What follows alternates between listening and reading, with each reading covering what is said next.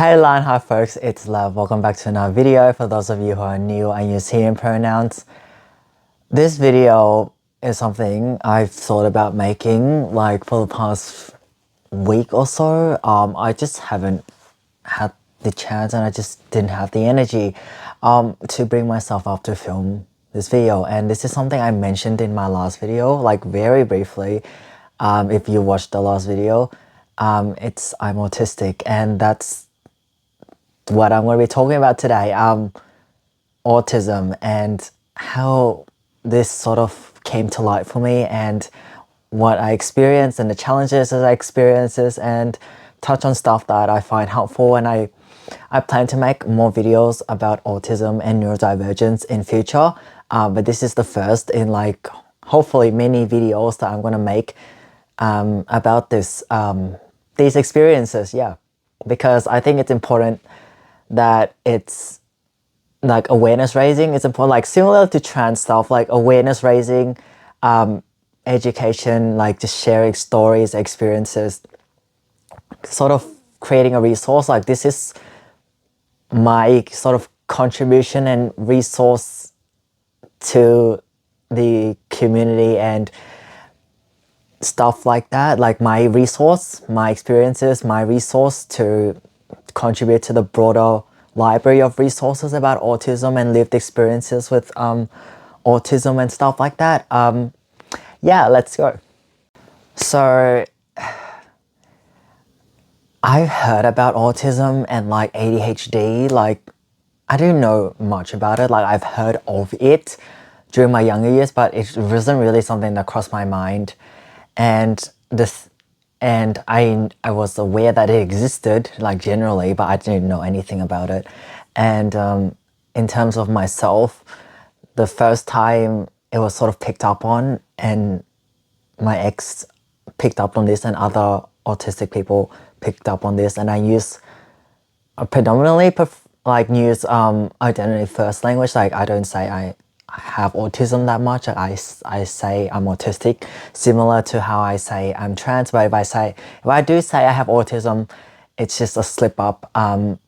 It doesn't really bug me significantly, but if I'm using it, I try to say I'm autistic instead of I have autism, because it's a part of me, like my trans identity. Yes, there are challenges associated with being autistic, challenges navigating the current world and like the neurotypical world, for lack of better words, but it's still a part of me, similar to like how I'm gay and I'm trans.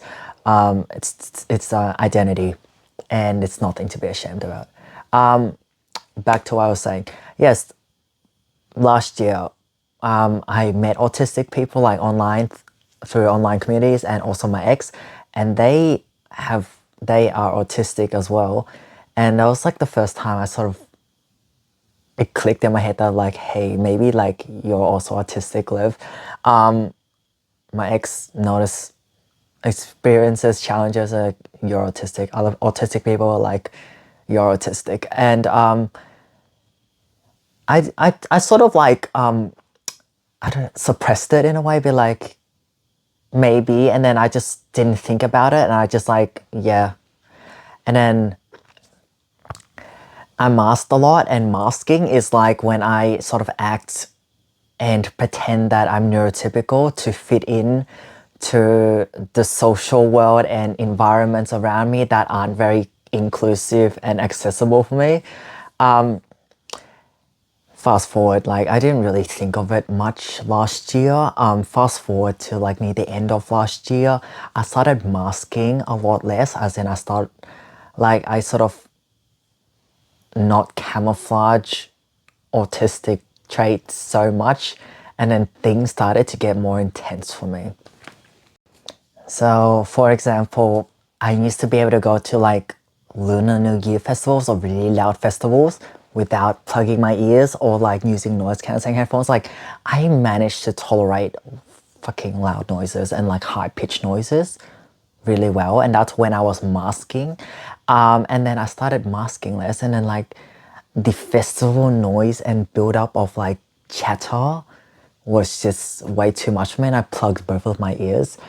with like high quality earplugs throughout the entire festival, and I couldn't like I I couldn't really take it off that day.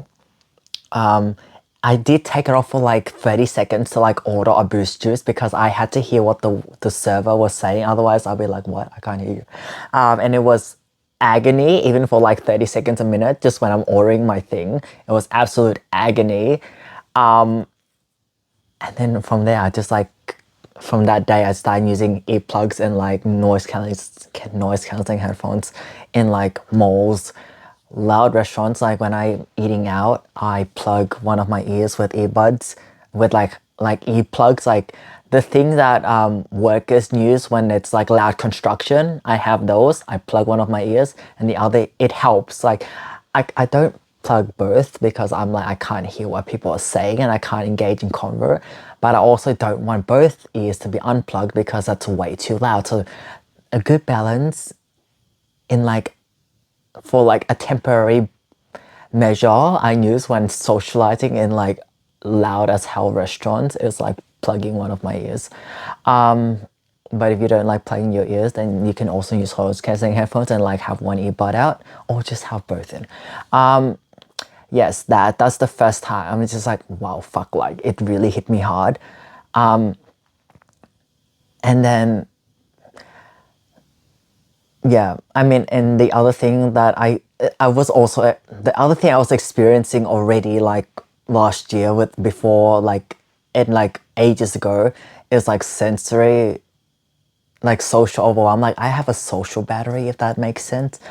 And I have, if you haven't heard of spoon theory, I highly recommend looking it up because it explains things. Whereas like we start the day with limit, like a certain number of spoons, like metaphorically we start the day with a certain number of spoons, and how many spoons we have at the start of the day depends on a lot of factors like health, what things were like the past 2 days, how, yeah, health, well-being,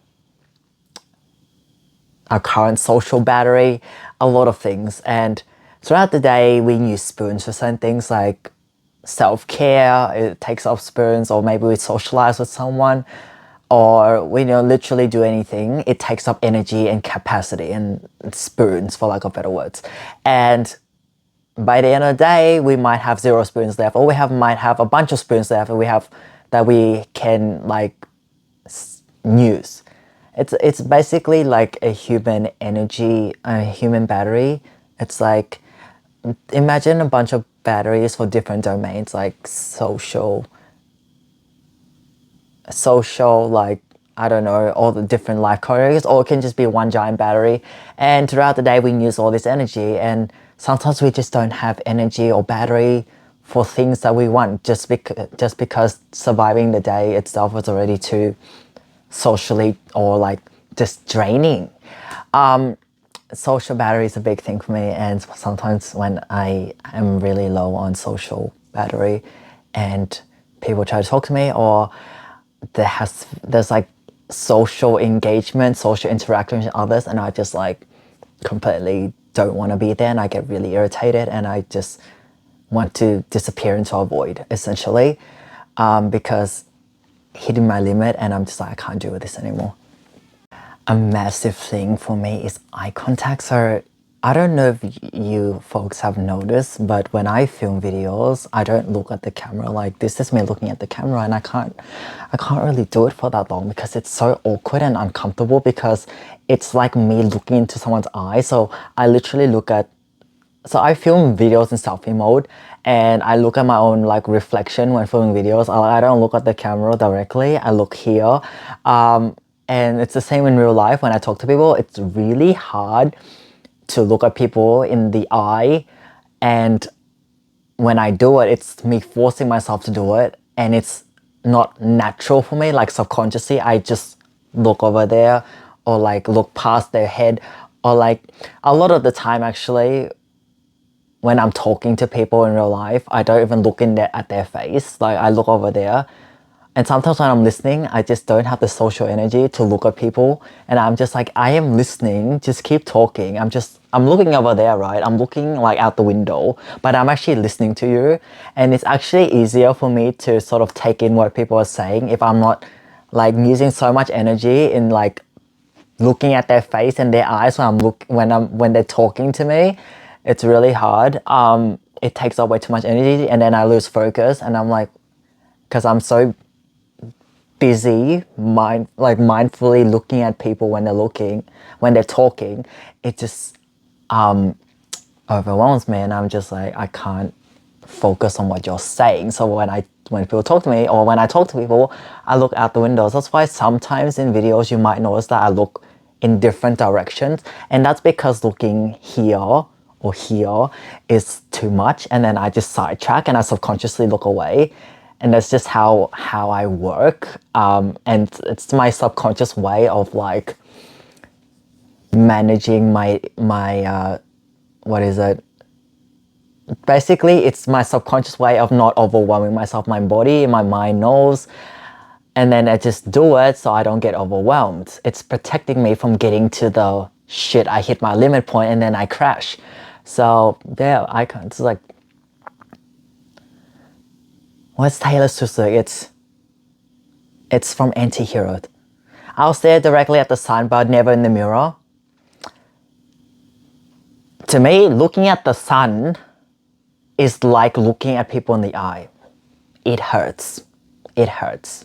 It hurts.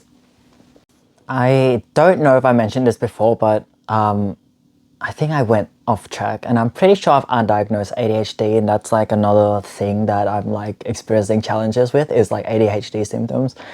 And autism and ADHD are very comorbid, meaning they commonly occur together. So I'm getting ADHD assist in June, and it will be weird if I will be very surprised if it comes back as I don't have ADHD, because I run on like a motor, and I just, it's really hard for me to relax, and I just like have to be on the go constantly and have to be doing something because I can't sit still for very long, and I just get very bored sitting still. Even like sometimes sitting still, watching YouTube, I'm like, I watch YouTube sometimes for like half an hour max, and I'm just like, I can't sit here and watch anymore. I need to go move and do something. So yeah, so that's a completely different thing, related, but sort of related, but not related to this video. But yeah, in terms of autism, I was officially diagnosed last month, like a month ago, because I went to get assessed. It was like last year, while I didn't think about it much, there were times where it popped up in my head, like maybe I should go get assessed for autism, like get formally assessed so I can get the support I need, and there's like strategies that can recommend me and whatnot. They as in the clinicians, the psychologists, the clinical psychologists who do the assessments. Psychiatrists can also do autism assessments here. I live in Victoria, Australia, but I prefer clinical psychologists over a psychiatrist because they're like, I feel like they're more like, how do I explain this? I don't know. They're not really biology and like medical focus. They're more like the psychological, the biopsychosocial focus. So I tend to go to psychologists as opposed to psychiatrist, but that's a personal preference. What was I saying? Yes, I was diagnosed last month. I went to get assessed because they hit a point in time where I'm just like, fuck it, like I don't want to live in this state of ambivalence. I'm 99% sure that I'm autistic, but I can't say with 100% confidence because it could be like other factors like playing into this. Initially, also when I was younger, like actually looking back in hindsight, I also had really bad social anxiety when I was younger, so that might have like made autism be overlooked because it might be just seen as, oh, Lev has social anxiety and not be autistic, but it's actually both at the same time, and I just didn't know.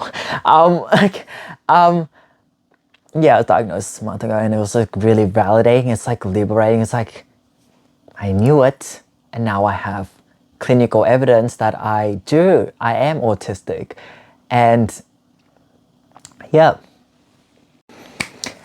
another experience of being autistic or experiencing autism is, and I lost my train of thought already. Actually, I don't know if this is autism, but I hate last minute plans. Whenever I do something like, say, hang out with friends or like stuff like that, I like planning in advance at least a week, and I don't like, say, on the day someone calls me like, hey Lev, do you want to hang out? I will say no, because I don't like last minute plans, and I don't like going to last minute plans, because I don't like, whenever I go to like an event or like hang out with friends, right, it might sound weird, but I like have to mentally prepare myself for the day. Like my body and mind have to prepare itself for that social interaction and being out for that long with another person. I do it subconsciously. Like I don't consciously prepare anything. It's just a subconscious thing, and I feel it. I don't like last minute plans. Another thing is I like routine, which is very stereotypical. When you think autism, right, you probably think routine. And side rant is like, you watch like Atypical on Netflix. It's about Sam Gardner, who's autistic. I watched that before I was officially diagnosed, and I was like relating to him. I do want to say that that's a very stereotypical representation of autism, like Sam Gardner in Atypical, the Netflix series. Like, that's very stereotypical. And autism is very different for everyone. It's like, it's a spectrum, as in, there's no one way to be autistic. Similar, likened to trans identity, there is no one way to be trans, and similar to autism, there's no one way to be autistic. Like, experiences are different for everyone. One person might struggle with something that another autistic person doesn't struggle with, and vice versa. It's when we meet an autistic person, we meet one autistic person. I stole that from a post I saw online. It's like, when we meet one person, we meet that one person, and that one person is not doesn't represent everyone who's autistic, and it's not, okay, this one person is like this, therefore all autistic people are like this. Like, no, everyone is different, unique, experiences are unique, different challenges. I mean, all autistic people could experience similar challenges but at different levels, and we might need different levels of support for different things. Some people might not need, you know what I mean. We're not all the same. Similar to trans people, we're not all the same. So when you meet an autistic person, don't assume that everyone else is like that person, because again, everyone is different and it is a spectrum. I don't know if I mentioned this before, but I like routine. And no, I said last minute plans before. I like routine and like a little bit of fluctuation throughout my day. Like, usually it's pretty standard. Like, weekdays would be like full-time work, plus after work I do some activities, like I film a YouTube video, or I play guitar, I play drums, or I exercise, or I play video games. Like, I have my toolbox of little self-care activities, and then I pick and choose from that. It's nothing really out of the ordinary. Like, one day after work I decide to go to the pub with my friends on a Friday. Like, that doesn't happen for me. Because that's not normal for me. And again, I don't like last minute plans. Routine, and if it's like severely thrown off, like last minute, like if there's, again, with the planning in advance, be like, okay, if I go on a trip somewhere, or there's this thing on that I'm going to that needs a lot of social energy or stuff like that, that's fine. But last minute severe plan disruptions, routine disruptions really throw me off and really dysregulates me, and my nervous system just doesn't take it well. And I experience psychological distress. I sort of shut down and want to go into hibernation in a way. It's just a lot to cope with, given that I like having control of my routine and what I do and what happens if someone's just like if something or someone sort of throws their thing into the mix without me knowing in advance, it doesn't do well for me. I don't deal with it well. I don't know if this is like an autistic thing or maybe it's just my neurodivergence thing, but whenever I film YouTube videos, right, I don't, except for like short films that I like write a script for and like plan scenes out, like my social anxiety short film and the Too Closet or Not Too Closet short films, or like those short films. Other videos like this, like the videos of me talking on camera like this, just discussing experiences, advocating, education, my trans journey stuff, all of this, I don't plan it in advance. I don't script it. I don't script anything. Like, I just have an idea. Like, for example, this video, I want to talk about autism. That's the only thing I had in mind. And then I just run with the idea. I don't plan it. I don't script it. I don't jot down. I don't really jot down notes either. I just go with the flow. And then somehow, in the end, it all makes sense in a like most, sometimes I go off tangent, but most of the time it makes sense in a very sequential manner. And I'm like, I don't know how I do that, because when I'm talking right now, I don't think, like, I'm not thinking, like the thoughts aren't going through my the thoughts aren't coming to the thoughts aren't coming to my conscious mind and being like processed and then I say it on camera. I'm just literally word vomiting right now, blah, blah, blah, blah. And then when I watch it back, I'll be like, oh yeah, that's what you said, because I don't actually know what I say, or some of the time, like I have an idea, but then, for example, the previous segment I just filmed, it was about routine, but I don't remember exactly what I said. I just have a gist of what I said. Then when I watch it back, then I know what I fully said. Yeah, that's just something I can do. I don't know if it's a talent, but it's just something I can do, and I don't know how. Another experience or challenge is that I don't know how to take sarcasm well most of the time, and I take people literally and I take words literally.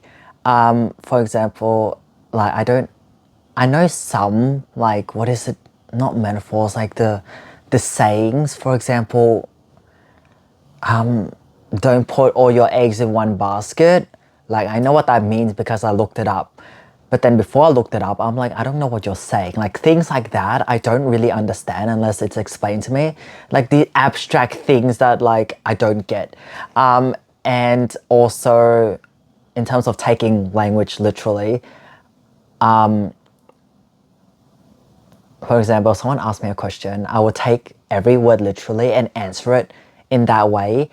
So if someone, I don't like people asking me like ambivalent questions, because I'm like, I don't know what you actually want to hear. Like, what are you actually asking?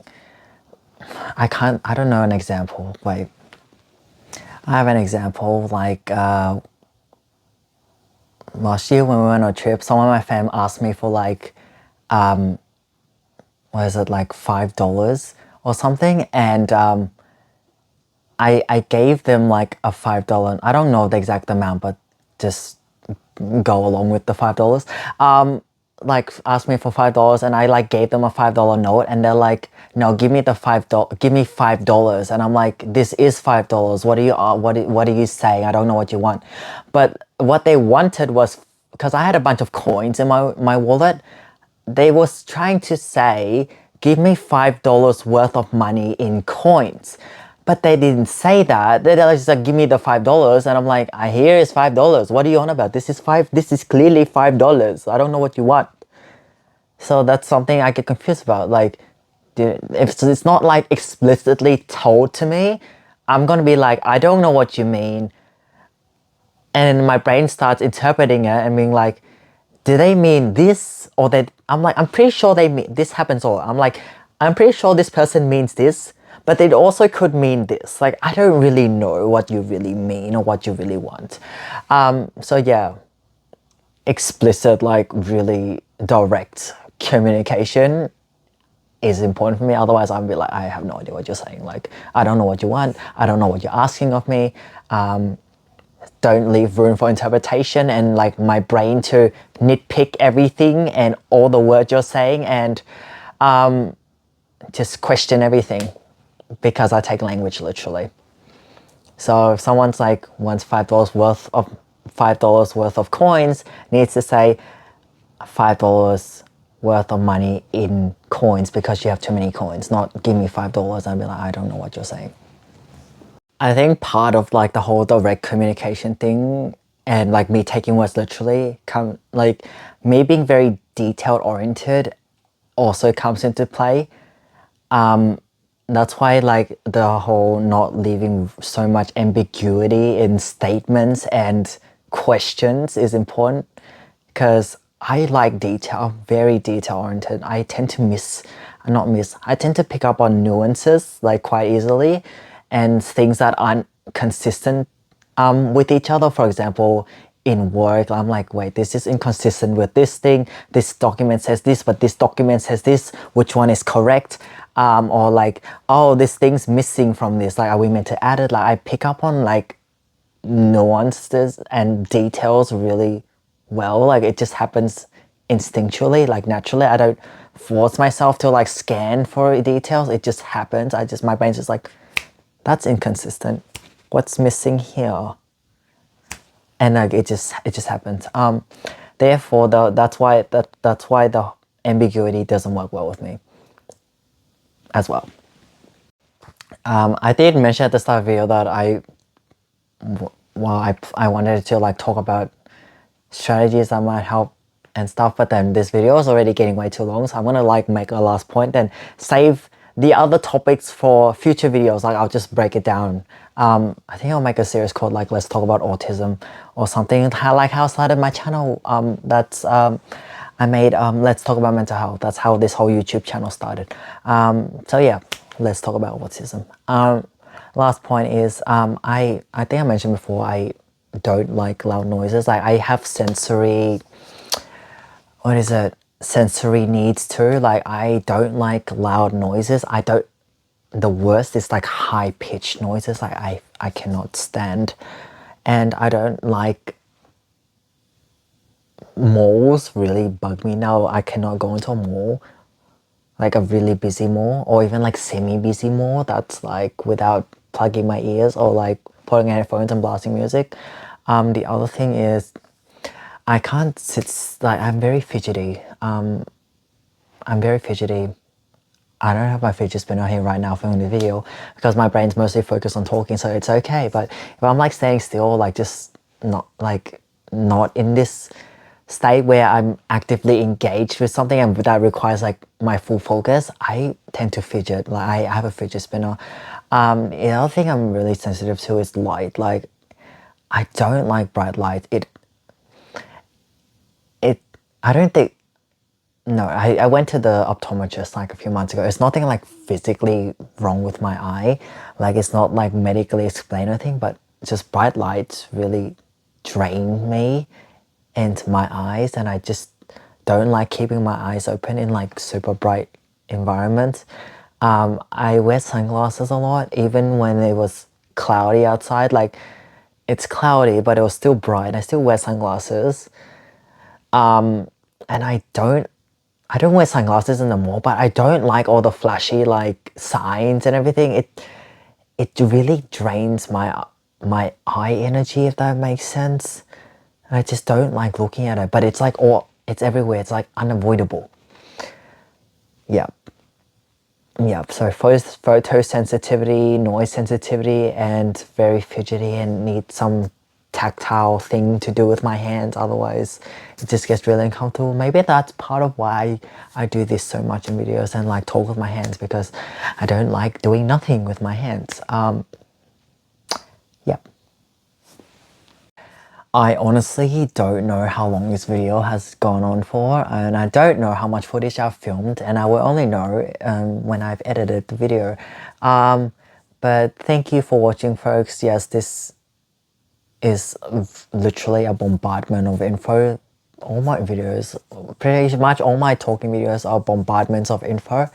So if you need to like slow it down, I don't know, slowing down will make my voice weird. If you need to like pause the video to process info, rewind the video, or just watch the video at chunks at a time to digest it in, to sort of take it in digestible pieces, that's okay. Just do whatever you need to.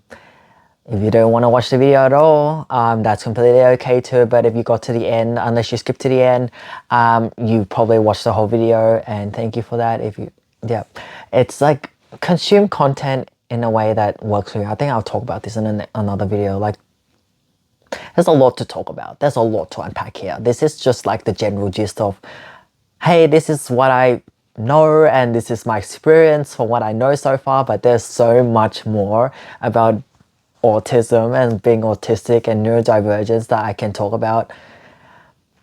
Yeah, so I will leave it there for today. Tonight, I'm filming this video at night. Take care everyone, and thank you for watching. And I flipped the all around. Thanks for watching. Take care everyone. I don't know, that feels off, but anyway, I'll accept it.